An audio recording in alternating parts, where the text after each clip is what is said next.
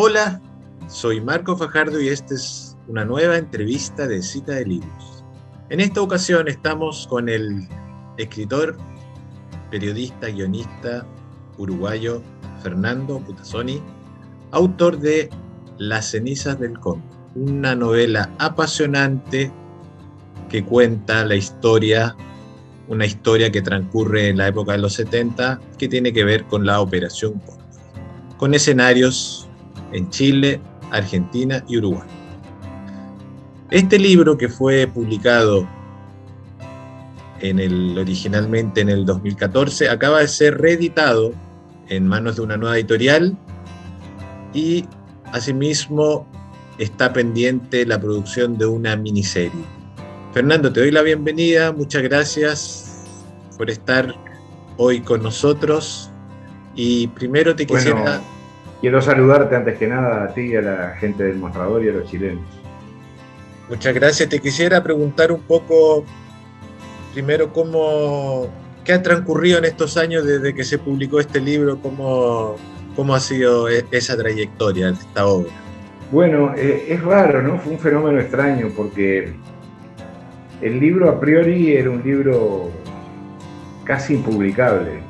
Un libro, como tú sabes, que tiene prácticamente 800 páginas, en un mercado como el uruguayo, que es un mercado muy pequeño. Y sin embargo el libro tuvo un impacto muy fuerte, no solo entre el público lector, sino que fue una especie de remesón, digamos, ¿no? Primero en Uruguay, después en Argentina, después obtuvo premios en otros países.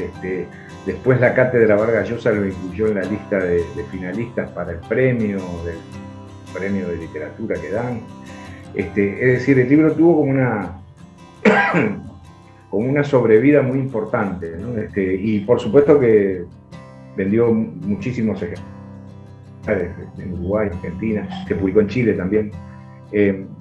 Pero bueno, se siguió vendiendo hasta que expiró el contrato de edición y Alfaguara decidió comprar el libro, los derechos del libro, y editarlo en España, y a raíz de eso se edita también en toda América Latina, digamos, ¿no?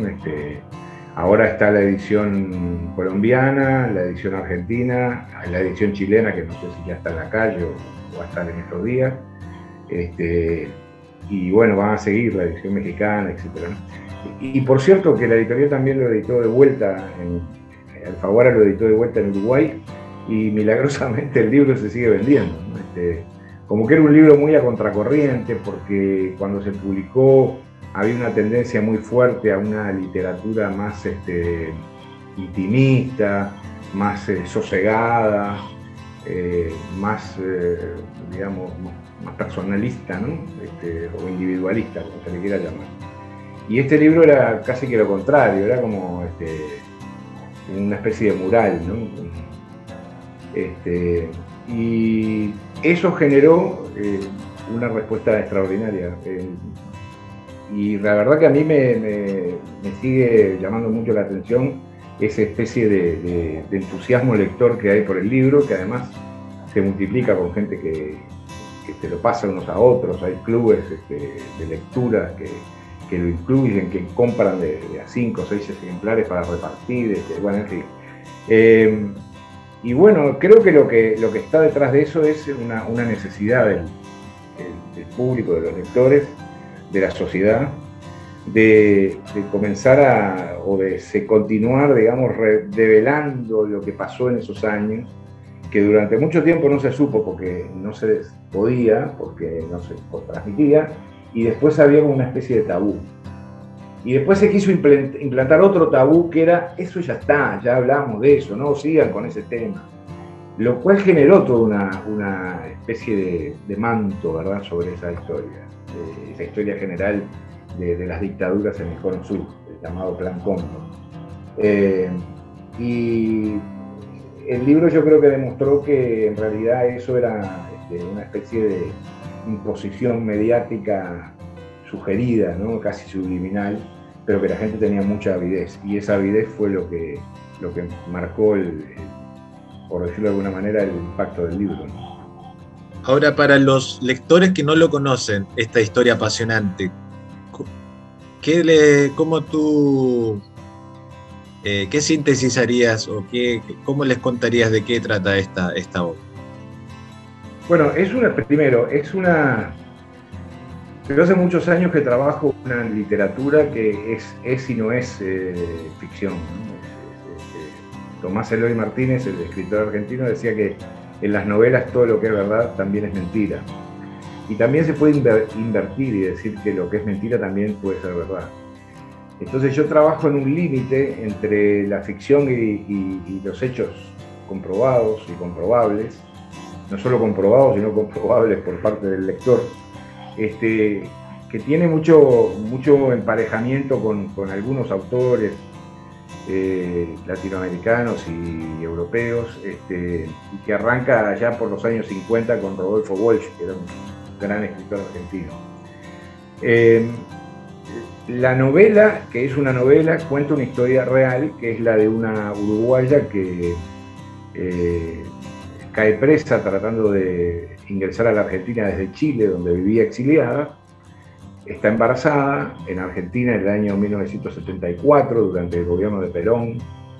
La mantienen detenida ilegalmente, esperan a que dé a luz, le quitan el hijo y la tratan de eliminar, de matar, digamos. Todo esto yo te lo cuento además porque no es ningún spoiler. Yo lo cuento al principio de la novela. Es decir, yo no creo en las triquiñuelas o en las tretas literarias, que son muy válidas, pero me parece que no vale la pena hacer ese tipo de trampas o de trucos cuando estamos trabajando con personas reales, que se convierten en personajes, y con historias que ocurrieron realmente. Entonces la novela lo que cuenta es un poco ese periplo y un proceso que es muy posterior, que me involucra a mí personalmente, a Fernando Butazzoni, convertido en narrador del libro y en personaje del libro, en la investigación de ese episodio y en la investigación del destino de ese niño, del destino de esa mujer y de cómo fue que esos cabos aparentemente totalmente sueltos, que no tenían ninguna conexión entre sí, terminaban entrelazándose y formando una historia muy potente, muy dramática, que está llena de amor y está llena también de cosas feas, ¿no? Como la vida misma, ¿no? Y contar eso me llevó a entender que el llamado Plan Cóndor, o la Operación Cóndor, tenía una característica básica, que era la decisión de no conocer fronteras. Es decir, el proyecto de represión era: olvidémonos de las fronteras, actuaremos ilegalmente en cualquier parte del mundo. Y eso ocurrió en Chile, ocurrió en Argentina, ocurrió en Estados Unidos, ocurrió en Italia, ocurrió en España. Y sin embargo, quienes investigaron durante muchos años lo hicieron centrados en cada uno de los países. Entonces tenías la versión uruguaya de lo que había pasado con el Plan Cóndor en Uruguay, lo que había pasado con el Plan Cóndor en Chile, lo que había pasado con él, pero no esa disolución de las fronteras que hacían que, por ejemplo, militares chilenos vinieran a Uruguay, militares uruguayos fueran a Chile. Es más, desde antes del golpe de Estado fueron militares uruguayos a Chile, digamos, a espaldas del gobierno chileno, ¿no? Bueno, todo eso me pareció que era importante contarlo, y contarlo de manera que además fuera interesante, y no hacer una simple crónica de cosas que se podían saber, sino investigar para saber todo lo que se había distorsionado de esa historia y todas las mentiras que estaban arriba, que eran las que construían una realidad que era falsa. Y esa es un poco la historia de Aurora, que es una uruguaya que fue la que tuvo a ese niño, la historia de ese niño y la historia mía, que es la del narrador o escritor que investiga ese caso. Ahora, algo de lo que sucedió en estos años es que este libro se convirtió en un proyecto de miniserie. ¿Qué nos puedes contar de eso? Bueno, yo creo que formó parte esa especie de remesón que provocó el libro, ¿no? Porque yo no hice ningún tipo de contacto ni de vínculos, el libro simplemente fue de mano en mano. Después yo me enteré que había ido a dar a un periodista de CNN, que ese periodista de CNN era amigo de un directivo de HBO. HBO averiguó y el libro, los derechos para cine ya estaban vendidos, entonces tuvieron que esperar a que esa opción caducara y después lo compraron. Y decidieron, me llamaron y dijeron, vamos a hacer una miniserie. Y bueno, la miniserie se empezó a armar. Yo le vendí los derechos a HBO, por supuesto, pero con alguna condición de supervisión del guión para poder evitar distorsiones, más allá de la traducción, ¿verdad?, de la literatura al cine o a la imagen. Evitar distorsiones conceptuales que para mí son muy importantes. Y se realizó un largo proyecto, como de un año, en el que terminó en una preproducción que estaba más o menos armada, y ahí cae la pandemia. Y la pandemia lo que hace es poner entre paréntesis todos los proyectos, no solo ahí, sino en todo el mundo, ¿no? Hubo casos de grandes estudios incluso que siguieron adelante y después tuvieron que parar obligadamente porque era imposible trabajar, ¿no? Por los contagios, los enfermos, etc.